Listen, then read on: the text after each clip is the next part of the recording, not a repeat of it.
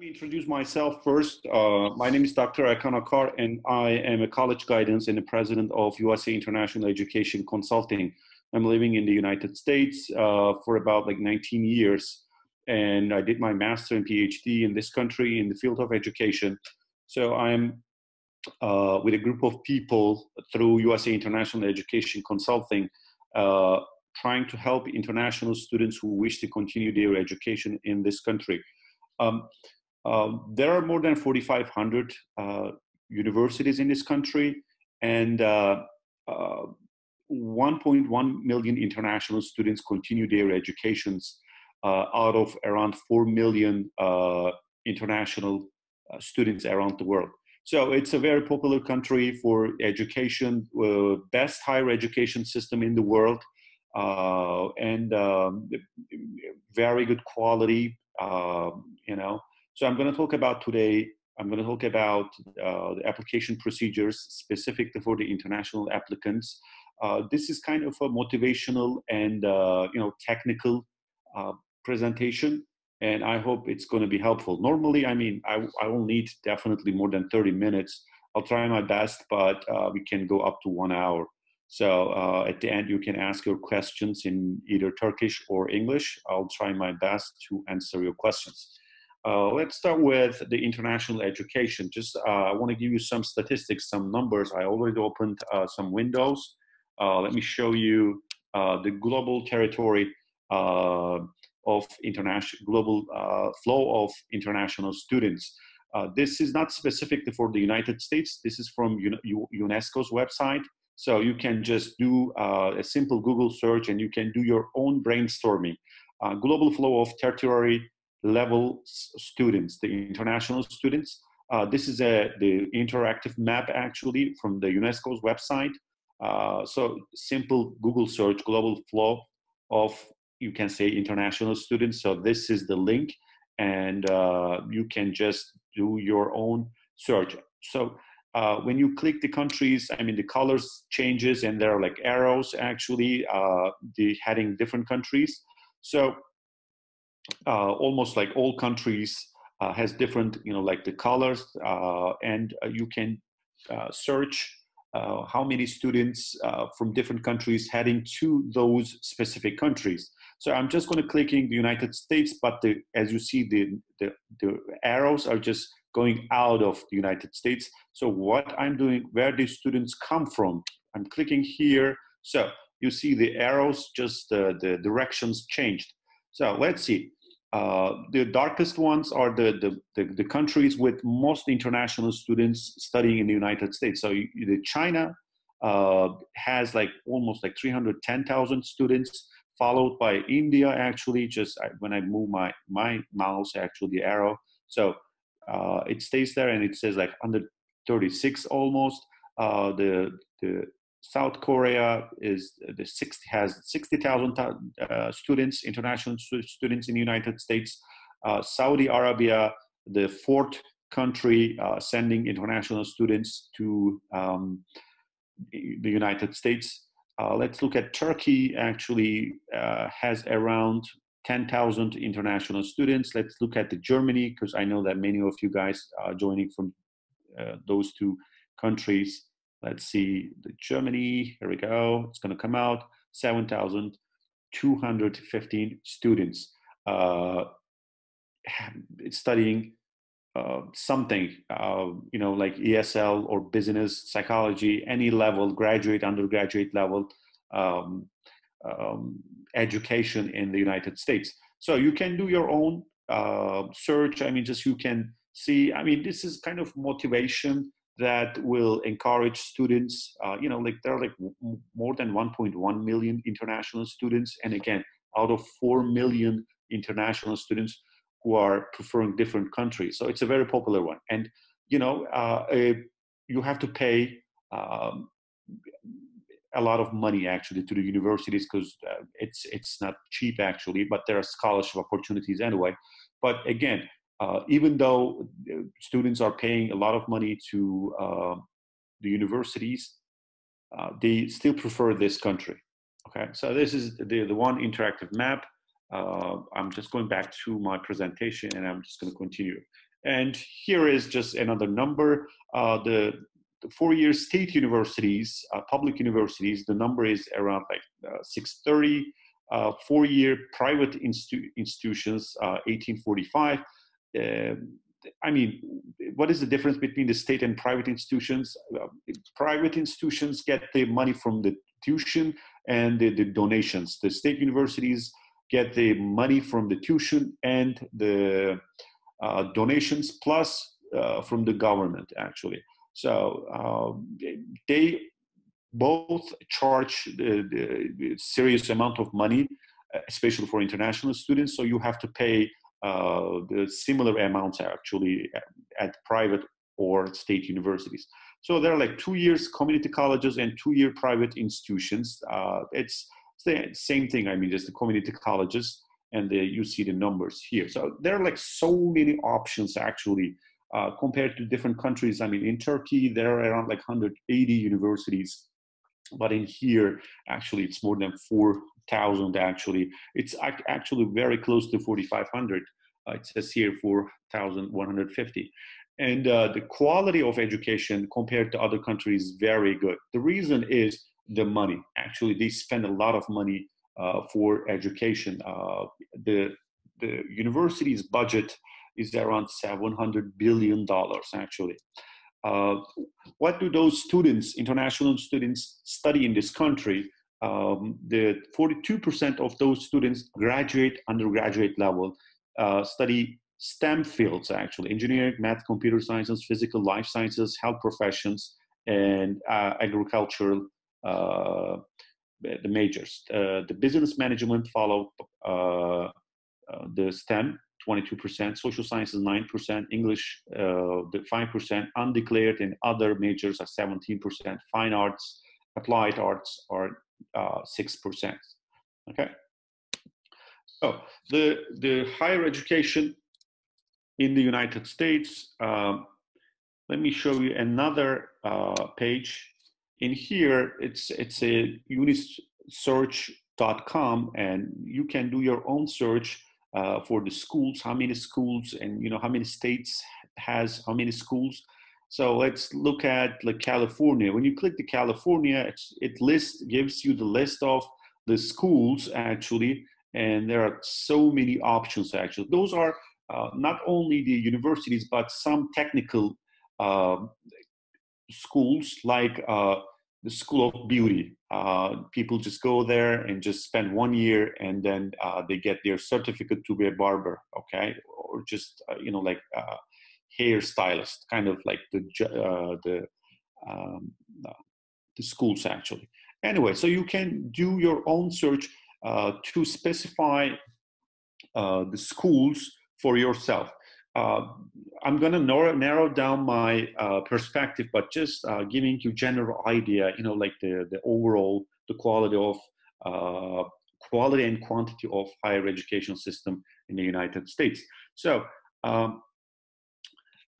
it says here, the following is the list of 1246 public and private colleges and universities in California only. But some of the colleges actually, again, are specifically designed for technical education. So some international students are not allowed to go those schools, and some of them are just put like with different colleges. That means one school but different sub-schools, so the number is a little high actually. Normally there's no 1246 colleges in California. Anyway, I don't want to confuse you. You can do your own search. Let me go back here. So you can do like, like clicking the New York actually, or just the Florida, Texas, and just you can find a list of the universities. This is one of the sources. You can find so many different sources, but when you are narrowing down your options, it would be perfect to use a tool like this. Let me see the website. Just let me go down the website here, and let's look at New Jersey. Actually, when you look at the New Jersey, it says here 207 higher education institutions. New York has like 630 two. I mean, if you add those numbers, it's going to be higher than 4,000 and maybe 5,000, because again, there are like any kind of schools after high school. Actually, they listed here. Anyway, so let me go back and let's continue. So those are the top schools: Harvard, Princeton, Yale, Columbia, Stanford, University of Chicago, Duke, MIT, University of Pennsylvania, Caltech, Dartmouth, Johns Hopkins, Northwestern, Brown, Washington University, St. Louis, Cornell, Vanderbilt, Rice. So those are some top universities. I will just show you how to search, like the best schools for your educational destination. But the point is, this is very important. Don't think that like top 10, top 20, top 30 universities are the best. The rest are just the ordinary schools. No, there is a standard, okay, in this country. I can easily say that like 80% of the universities offering very good quality of education. There is a standard, and the schools are following the rules, and the quality of education is very good. Okay, especially compared to other countries. So the research, the development, the money spent for education, I mean, compared to other countries, universities are huge, actually, very good. Let me give you one example. In 2018, the September, it's like 5 months ago, MIT, Massachusetts Institute of Technology, one of the best engineering schools, received a donation for $350 million from a single person. He was a billionaire, and he donated $350 million. And university, MIT said, we're going to invest $1 billion for a new college, artificial intelligence college. And they gave a name, the person's name to donate, the person who donated the $350 million to this college. So they get the money from the donations or just from the government, and they spend this money for education. And those schools are mostly non-profit organizations. So whatever they make, whatever they get, they spend the money for education. Anyway, so those are some list of the top schools. And we'll just focus on more, how to choose your school. I'll give you the criteria to narrow down your schools. I'm going to give you like how much it's going to cost you, how long it takes to complete the schools, kind of like explanations. Normally, I mean, we need like at least like 3 hours for such presentation. But again, I'm just trying my best. Okay. There are 22 million students continue their education, and 1 million of those students are internationals, 1.1 million. The annual budgets of universities are, around $7 billion. The Harvard University's annual budget, which is technically called endowment assets, $37 billion. Actually, Yale, I think, has like 26 billion, Stanford around like 24 billion, MIT 13 billion. I mean, they have, like the money. They get the money from the government, from the donations, from the tuitions of the students, and they spend this money for education. So that's the reason why the best the research is taking place in this country. Okay, they spend the money.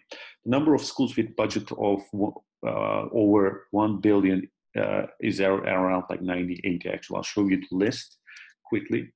The system attracts international students naturally, because there are two benefits of coming to this country for education. The first one is the income. When you get a diploma from a US-based university, and if you go back to your country or a different country, your salary will automatically increase. That's the first benefit. The second one is the prestige, the respect. The diploma itself speaks for itself. So it's going to distinguish you from the other people, because simply it means a prestige.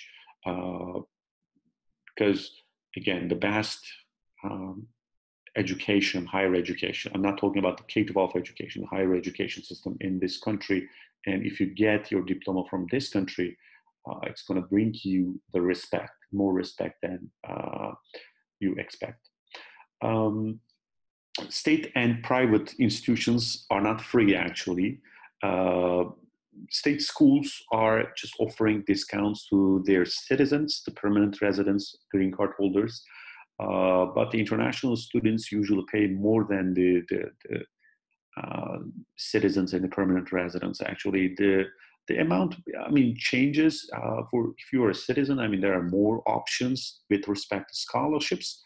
You pay less compared to international students. But since you'll be international students in this country, don't think that schools are so expensive.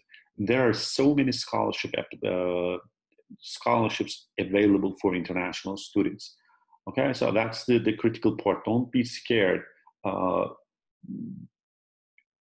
Universities will give you discounts, definitely, but depends on your the, the file, how strong it is, application file. Uh, you can get scholarships up to 100% actually, but you cannot get scholarship for need-based scholarships.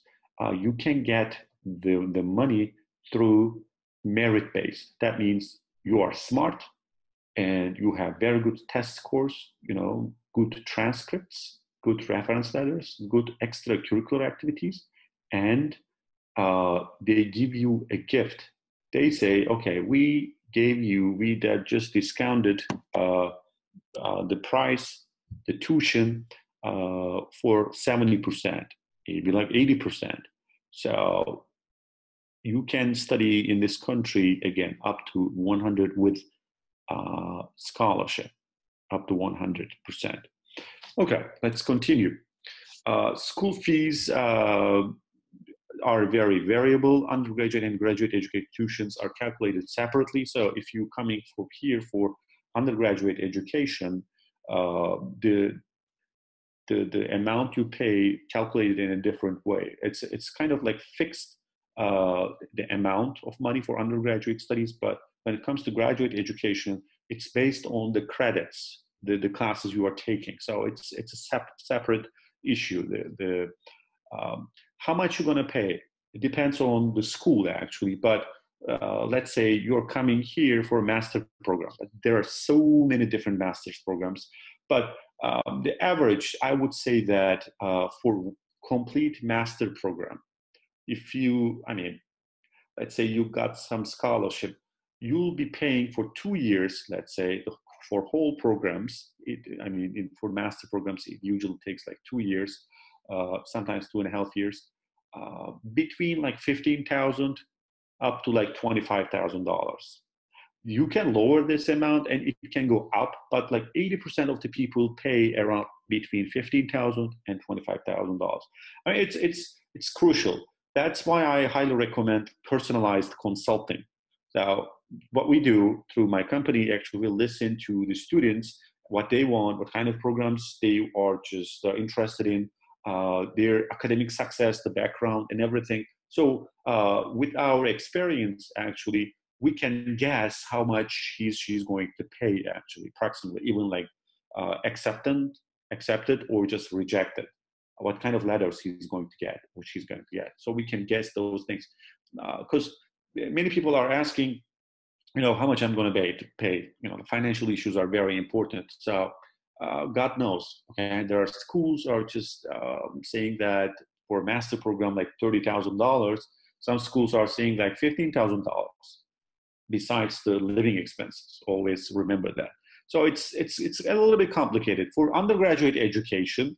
I can say that for 1 year, it takes like 4 years. Let's say for 1 year, between 10,000 up to like $30,000. Actually, this is the amount. You might say that, this is huge. The differences. But again, what kind of school you're applying to, what kind of majors you're applying to, how successful your background actually, and everything. It's just, there's a different algorithm each school uses, and they give you the scholarship. So that's, it's difficult to predict the amount you'll be paying actually. So this is the reason why we always emphasize the personalized consulting. Okay, we listen to your story. Then, I mean, not myself only. The all counselors, college guidance. I mean, this is what they how they work actually. The personalized consulting, the rankings and more. When you are choosing universities, let me show you how to narrow down your choices. What are the like criteria for the best schools? What I mean, which schools are the best ones? I showed you the top 20 actually, based on the U.S. News. Here is the U.S. News website. They rank the universities. There are different institutions actually ranking the universities, but this is one of the best one. Actually, the U.S. News, each year they rank the national universities or just the regional universities, best engineering schools, best psychology programs, best teaching education programs. They're very good at it. Okay, so in here, what I did, this is the U.S. News, the best colleges rankings, and I just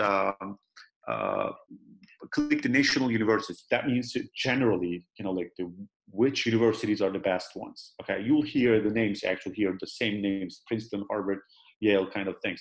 You can narrow down your choices, but it says here that the Princeton University ranked #1 in 2019, Harvard University, and it goes like Columbia #3 right here, and MIT #3. They're sharing #3 actually. University of Chicago #3, Yale University #3, and Stanford is #7 actually. So Duke University #8, and University of Pennsylvania #8, Johns Hopkins #10. So it goes like that. I mean, just it's loading as you see, and Northwestern. So they ranked 312 universities actually.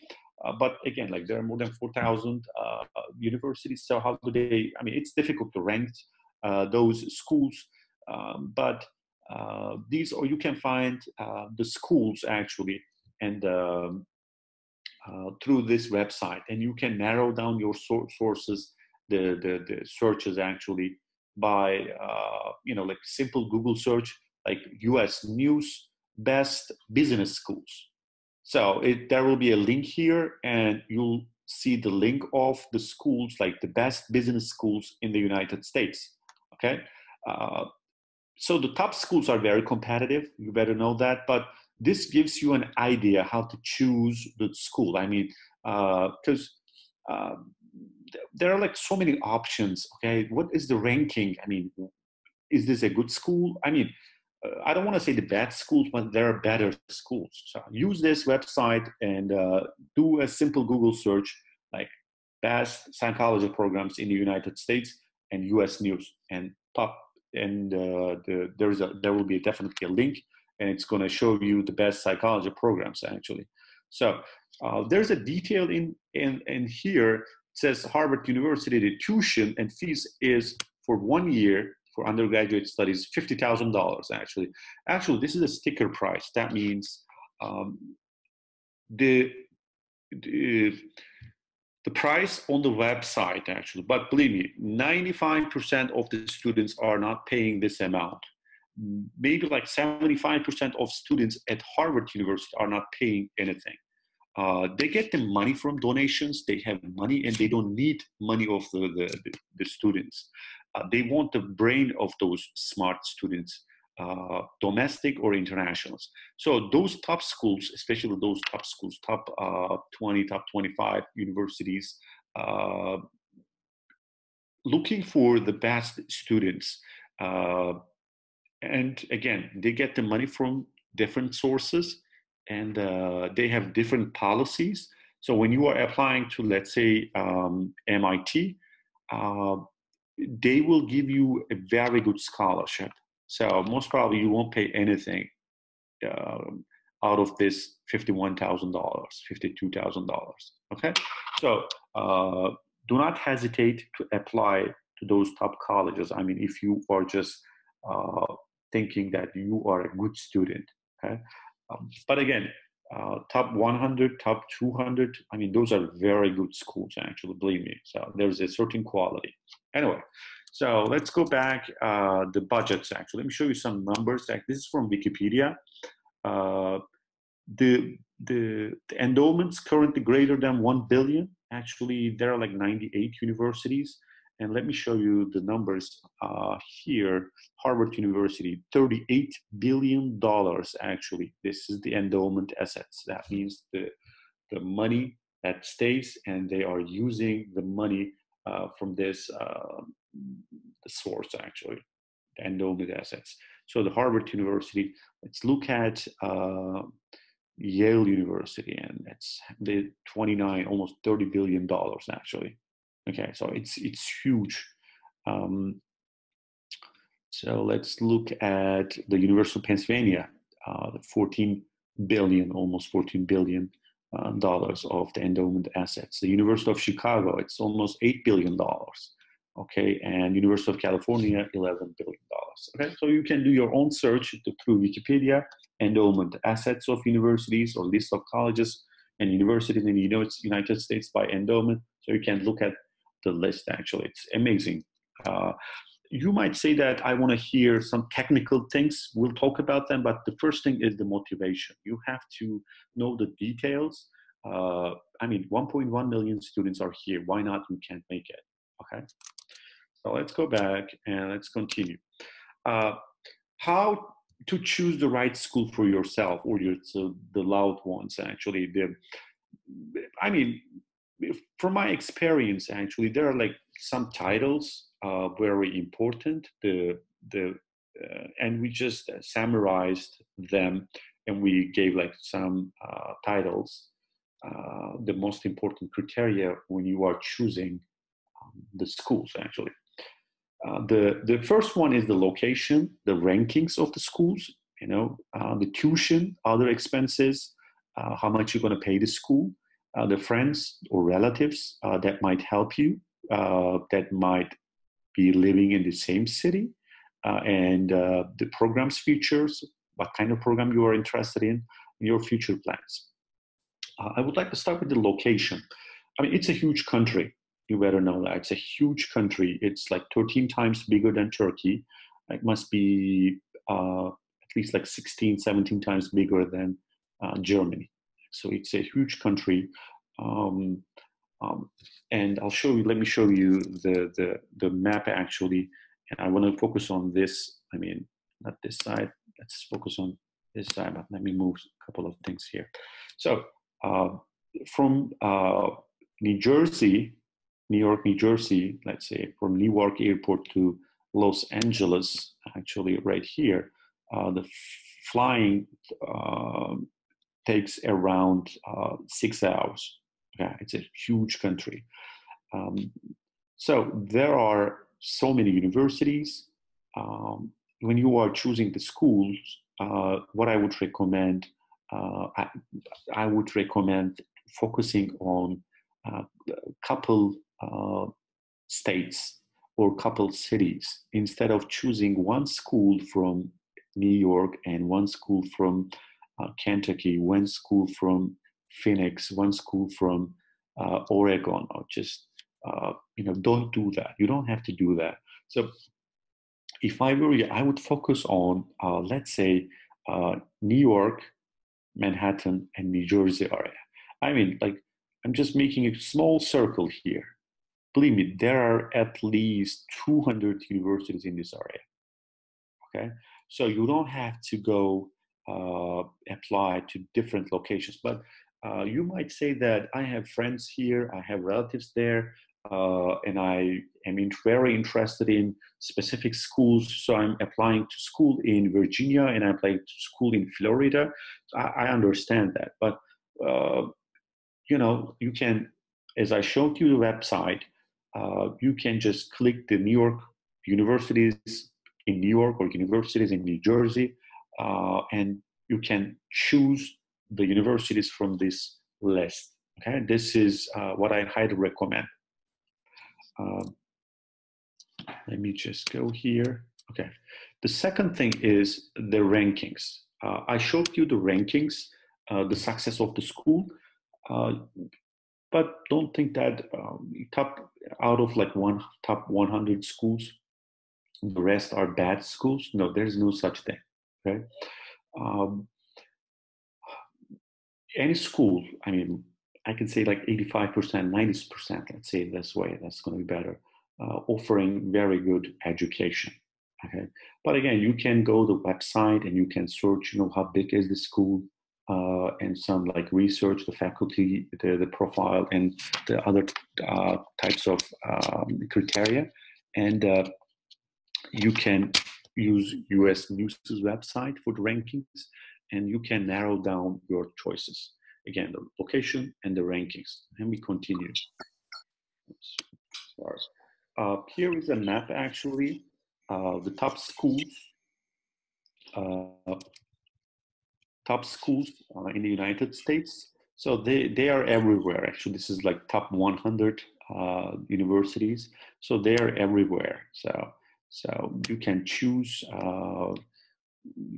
one of the schools based on like the rankings. Okay, this is another criteria. Tuition and others. Okay, this is one of the most important thing, especially for international students, because the money talks, right? I know that you want to hear more about like the tuitions and the scholarships. When you are applying the colleges, they look at the applications case by case. That means they're going to look at the file, and if you're a successful student, and if they need students, they will say that, okay, we offer you like 50% scholarship, and the amount you're paying for undergraduate education will be $12,000. Normally it's $24,000 and goes down to $12,000. So the tuition, when it comes to the tuition, they decide the scholarship, the percentage based on your academic success. Okay, merit-based scholarship, not the need-based, because you are an international student. You cannot get the money through the need-based scholarship. Domestic students or US citizens get more money than you because, they're living here, they have more rights than you. And the government or just the universities are just more friendly when it comes to the scholarship issues. But don't think that I am an international student and I don't get any scholarship. No, there is no such thing. You may get things, the money. Okay, even just 100% scholarship, maybe assistantship at the graduate level. But again, you have to have a good application file. Okay, how many universities you will apply? My personal recommendation, between like 5 and 10 universities, because you send your files to different, the same file to different 10 universities, and they send you like acceptance letters or rejection letters, and they put the amounts, how much you're going to pay in those acceptance letters. Some might say that you're going to pay $15,000 per year. Some might say like $25,000 per year. And then you can, compare the universities after receiving those acceptance letters. Okay, the tuition is, changing from school to school. Okay, the other expenses, the rent, insurance, food, etc. You have to buy a car if you are not living in a big city like New York City. But the cars are very cheap actually, and the gas prices are very low. It's not a big deal. Buying a car is not a big deal. Getting a driver license is not a big deal in this country. But the rent, if you are living in a big city like New York, Philadelphia, depends on where you're staying, but it can change from like $500 up to like $3,000. Okay, if you want to live in Manhattan, it's going to be very expensive. You can share the room with somebody else. You can stay in dormitory. So it depends. This is another criteria. Okay, the insurance. You might say, what is the insurance? Not the health insurance, actually. You have a car, and you have to have an insurance for your car. So in big cities, this number can go up to like $200 monthly, but in other city, it can go down to like $40. Okay, that's the insurance. The food is very similar in every state. Actually, not so expensive. Like in every state, it's almost the same thing. And some other the expenses actually, but not so crucial. But the rent is one of the most important thing. Okay, you better know that. And of course, the tuition, the money issue, tuition, and I can say the rent. Okay, let me just go here. The friends. You might say that that's, I think, the fourth criteria. You have friends in specific city, or just relatives, and they may help you. I mean, it's very helpful to have somebody from Turkey or Germany. I don't know your background, but it would be very helpful because you'll face the cultural shock. You'll miss the loved ones from Turkey or just Germany. I mean, it's inevitable, the cultural shock. So they can provide you shelter, like less money to spend, like maybe you pay for rent less than the other people, just or the friends, I mean, social support, and they know the internal culture of the universities. Okay, they might help you. So this is another criteria. They may say that, okay, come here and you can stay with us, and we'll take care of you, the application procedures and everything. And this is a good school, so you get the information from the first person, who are your friends or relatives. Okay, that's another criteria. The program features. Okay, you would like to apply, let's say, the psychology program, graduate level psychology, which will be difficult, challenging actually, to get a scholarship or just acceptance letters. But let's say you apply, but what kind of concentration areas actually they have? Okay, how big is the program itself? How about like time frame? That means how long it's going to take to complete the program for master. Some master programs you can complete in 2 years. The same program, the psychology, let's say clinical psychology, but there are schools saying that you have to complete this amount of credits and it's going to take 3 years. Okay, one is saying 2 years, one is saying 3 years. It's the same thing for the MBA, Master of Business Administration. Let's talk about it. Some programs, MBA programs, let's say MBA in finance, takes like 2 years. But some schools are saying that no, it's going to take 3 years. You'll have to take more credits. But it's the same thing. Okay. And let's say the same level of the rankings. So why would I choose like 3 years education? Because I would pay more. So I would prefer the university offering the same degree in 2 years. Okay. But again, sometimes you need help actually for a brainstorming. Okay. I know that you guys have questions, but like personalized consulting. Okay, very specific question. I may even not answer some of the questions you have right now, but I'll try my best at the end. And in theory and practice. In some schools, I mean, let's say again, like the business, one of the most preferred programs actually in the United States, the business.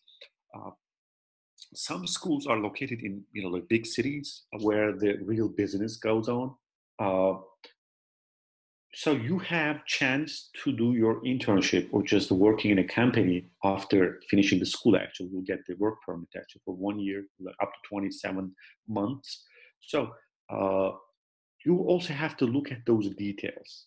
Is it only about theory, just like the classes, or just offering like internship, uh, uh, like some agreements with the companies and they take you there for internship and you'll see like the real work environments. Okay, the community, again, you study let's say engineering, okay, or architecture in a small city with like 30,000 population and one university, or you are studying engineering in, let's say, Los Angeles or Chicago, actually, or like Philadelphia.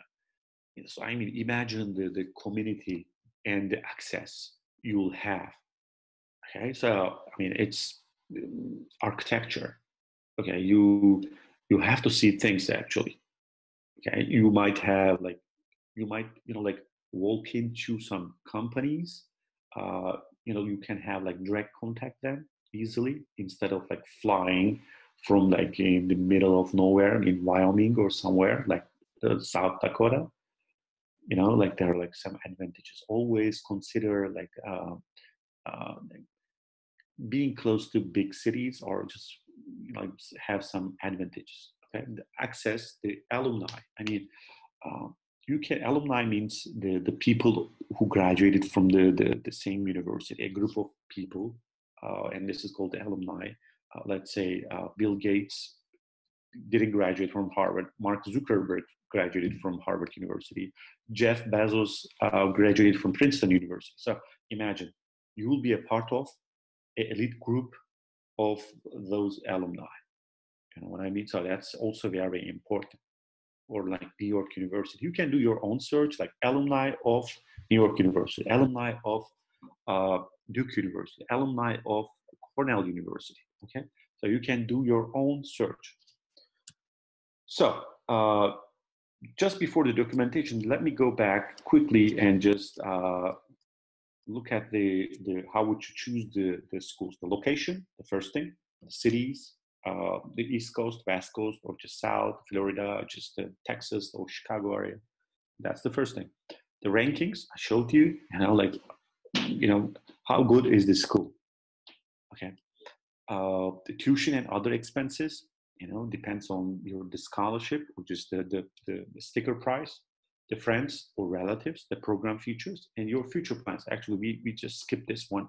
It depends on your future plans. I mean, some schools are just, preparing like the university professors. You want to be a university professor and just, you want to just focus on the theory part of the education. So you focus on it. So it's not a big thing. Anyways, those are the criteria.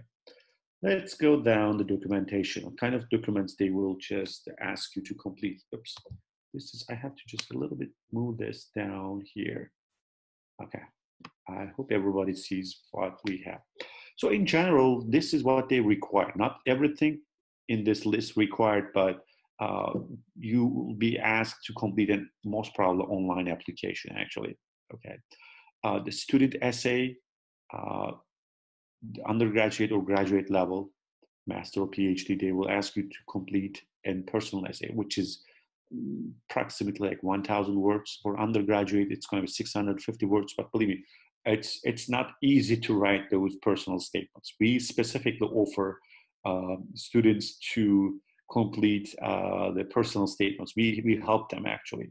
It's only 1 or 2 pages, but believe me, students ruin those personal statements.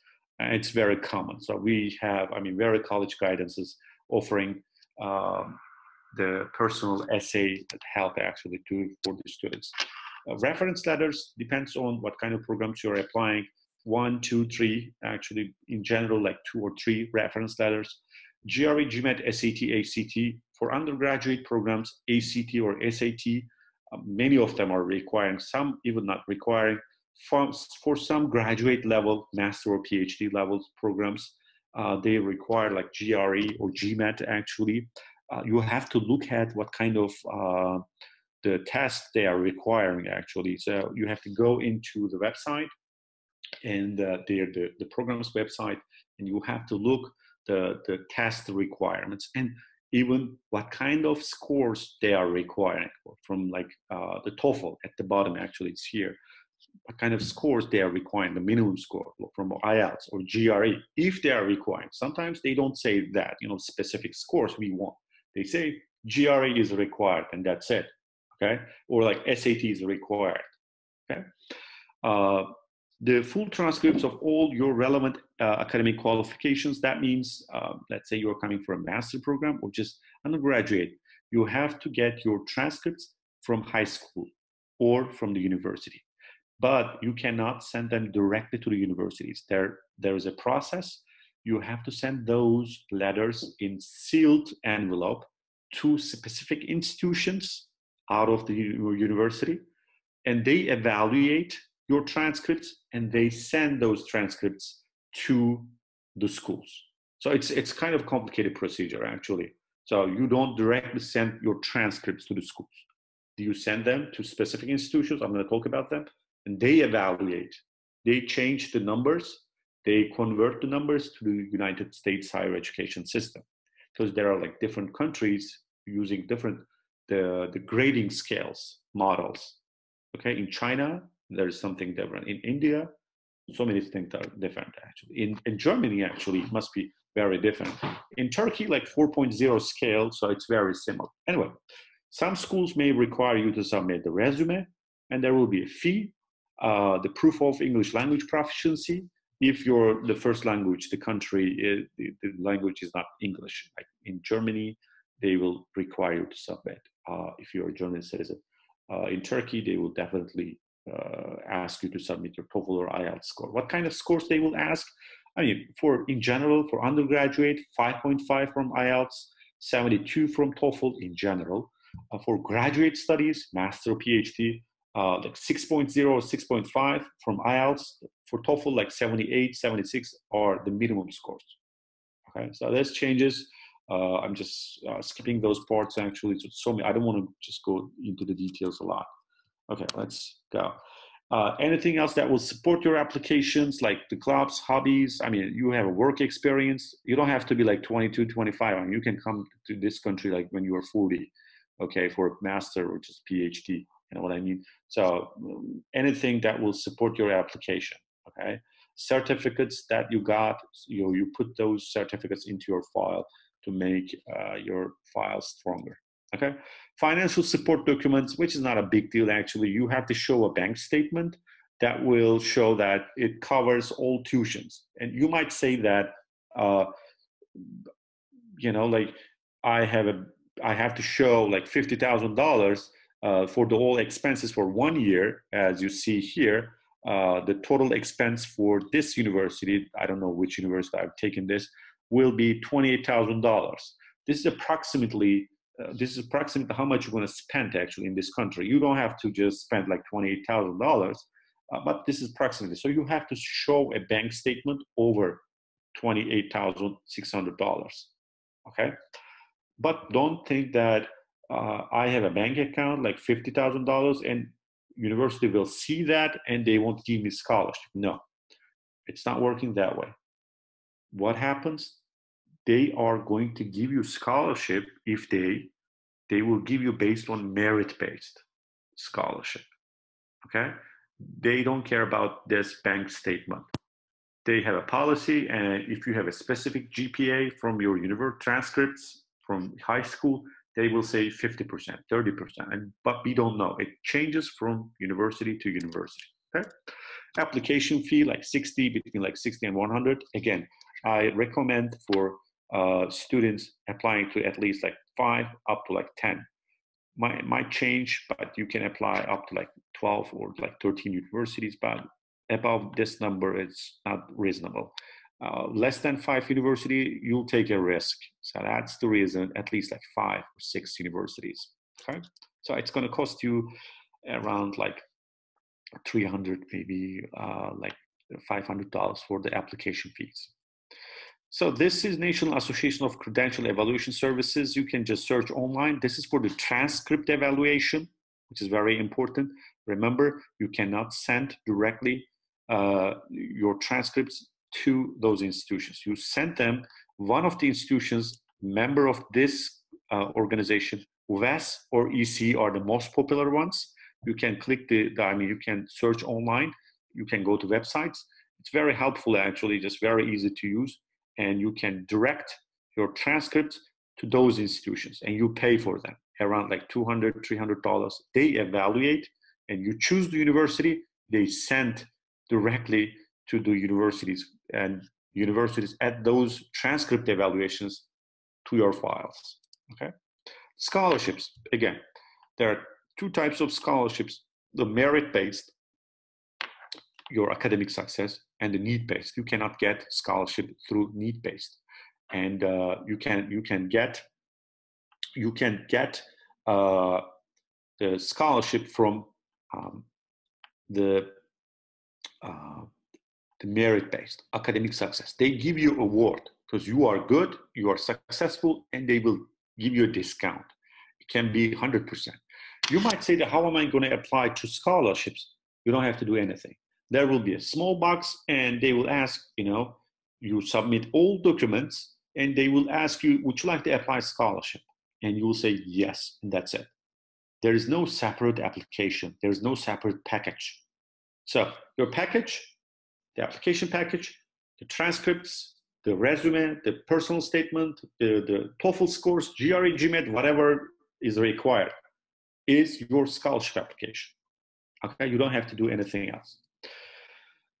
What kind of, I mean, how do they just evaluate the scholarships? I mean, there are like different criteria, you know, educational achievement, the quality of interview, if they do, competitiveness, okay, life experience, professional goals that you will indicate in your personal statement. So that's going to be, these are the things, the titles for the scholarship evaluations, okay? Believe me, you'll get some scholarship. You know, if you're not so bad, you'll get, if they accept you, you'll get some scholarship. The time management is also very important when you are applying to colleges. I mean, you have to apply as early as possible, okay? There are different types of admissions, the deadlines. The November 1st is very important. The early action and early decision, you have to prepare all documents. Around like 45–50%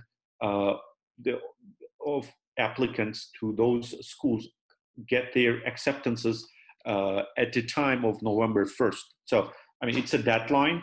So you submit all documents before November 1st and you get the acceptance letter by December 15, December 20. So it's a very early thing, early action and early decision. There are like differences actually, those terms. The early action is non-binding, early decision is binding, but I don't want to go into that. The overall philosophy, do not be late. They won't accept your applications. Don't be late. People are, I mean, universities are very strict. The regular admissions like November, January, undergraduate, graduate, doesn't matter. Sometimes it's like February 1st, February 15th. But again, try to apply as early as possible. It's kind of like first comes, first evaluated, okay? And the rolling admission, that's a big schools actually. So they accept, you know, like until the program is, you know, like the full. This is how things work. But it's I mean, if a school is offering like rolling admission, its rankings are a little low. Anyway, so the appointments and emails, the visits, I highly recommend those things. The email writing is very important, like reaching the right person. But those are so many, I mean, details. Again, we need like at least like 2 hours, 2 hours, 30 minutes, or like 3 hours to explain all the details. The appointments, you'll do some appointments. They may require you to complete like online appointments. They would like to see you, how friendly you are. They're not going to question your academic success because they have all files.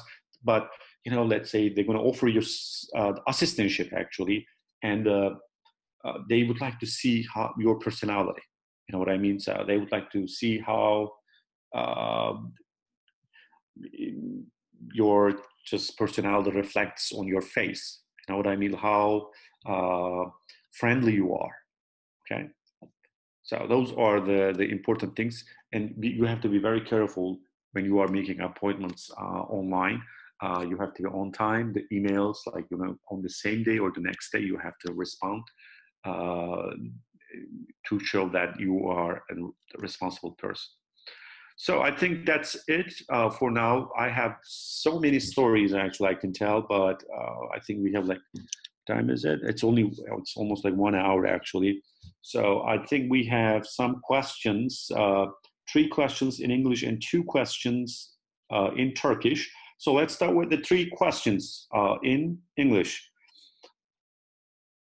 Let's go up. Which location is US is best for computer sciences? Any idea? Good question. Okay, let me just open the Google Chrome. And I'll take this here, the right side. I don't want to see myself here. So this is the Google Chrome. Okay, what I'm doing.